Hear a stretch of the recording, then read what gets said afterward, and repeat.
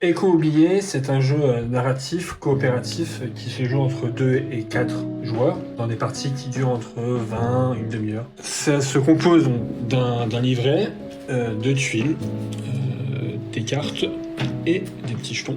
Donc Écho oublié, on retrouve un livret qui a été écrit par un journaliste. Donc le journaliste, il avait fait un article sur les lieux oubliés de France. Il va découvrir 4 lieux, donc là on va voir la gare, qui ont été abandonnés, et dans ces lieux, il va découvrir 3 souvenirs qu'il faudra nous raconter. Le carnet se compose comme ceci. Donc nous avons au départ la page de règles, nous avons le carnet de bord, donc la première entrée qui explique un petit peu ce qu'a voulu faire le journaliste, et ensuite on tourne la page, on a la première explication un petit peu du lieu. Donc le journaliste va décrire le lieu où il est, et il va décrire pour chaque souvenir ce qu'il voit, et c'est à partir de ce petit paragraphe que nous allons un peu construire le souvenir au cours de la partie. Donc ici on a le plateau de jeu.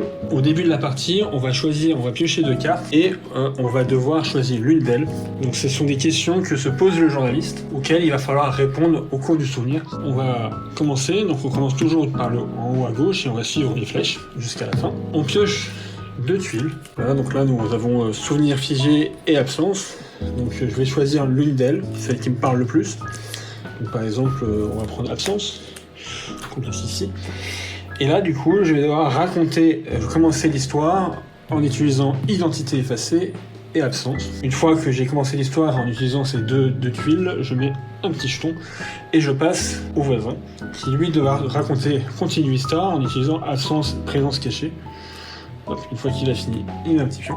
Et on va faire comme ça tout au long de la partie, jusqu'à ce qu'on arrive à la dernière tuile. Une fois qu'on a fini l'histoire, on revient du coup à notre question, et on regarde si on a répondu à cette question. Si nous avons réussi à répondre à la question, tant mieux, c'est-à-dire que nous avons découvert un petit peu le mystère qui tourne autour de ce souvenir. Si c'est pas le cas, il faudra refaire une partie pour essayer de découvrir un petit peu le pourquoi de cette question. L'avantage de ce jeu, c'est que c'est un jeu qui a une certaine rejouabilité, puisque les tuiles sont différentes, les questions peuvent être différentes, et donc du coup, la partie ne sera pas la même d'une partie à une autre, y compris avec les joueurs avec qui vous jouez. La partie peut se dérouler de différentes manières. On peut seulement soit faire un seul souvenir, soit faire les 3 souvenirs à la suite, sachant que chaque livret est composé de 3 souvenirs et qu'il existe 4 livrets différents avec 4 lieux différents. Donc on va accompagner en fait le journaliste sur ces 4 lieux avec à chaque fois 3 souvenirs qui leur sont propres.